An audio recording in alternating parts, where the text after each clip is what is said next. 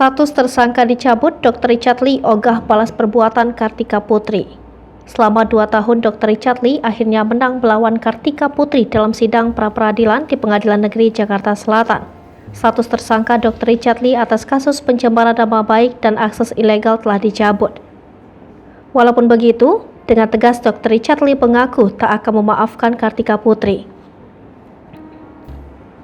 Dr. Richard Lee juga tak akan membalas perbuatan Kartika Putri padanya.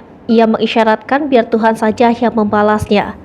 Bahkan Dr. Richard Lee mengaku sudah lelah dan malas berurusan dengan yang bersangkutan. Dr. Richard Lee ditetapkan sebagai tersangka kasus pencemaran nama baik yang dilaporkan Kartika Putri. Hal ini disampaikan langsung oleh Dirkrimsus Polda Metro Jaya Kombes Pol Auliansyah Lubis. Kombes Auliansyah pun menjelaskan alasan kenapa pihaknya menjadikan Richard Lee sebagai tersangka terkait laporan Kartika. Diduga produk yang diteliti oleh Dr. Richard Lee di laboratorium berbeda dari produk yang dipromosikan Kartika Putri meskipun secara merek sama.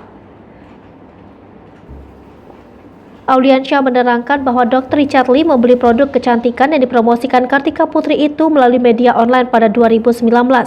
Namun kosmetik yang dibeli oleh Richard Lee tersebut ternyata tidak mengantongi izin dari Badan Pengawas Obat dan Makanan. Kombes Auliansyah juga melihat kesalahan yang dilakukan Richard Lee saat mengambil sampel.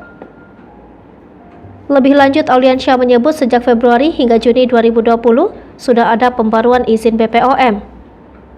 Perseteruan mereka bermula ketika Dr. Richard Lee memberikan edukasi mengenai satu produk kecantikan berupa krim wajah yang dinilai berbahaya melalui saluran YouTube. Berdasarkan uji laboratorium, Dr. Richard Lee menyebut produk tersebut mengandung merkuri dan juga hidrokinon. Rupanya produk yang diulas dokter kecantikan itu pernah dipromosikan Kartika Putri. Hal itulah yang membuat Kartika Putri tidak terima dengan hasil ulasan Dr. Richard Lee. Hai pemirsa Sri Popo TV, jangan lupa komen, like, dan subscribe, serta tonton terus berita-berita terupdate lainnya ya.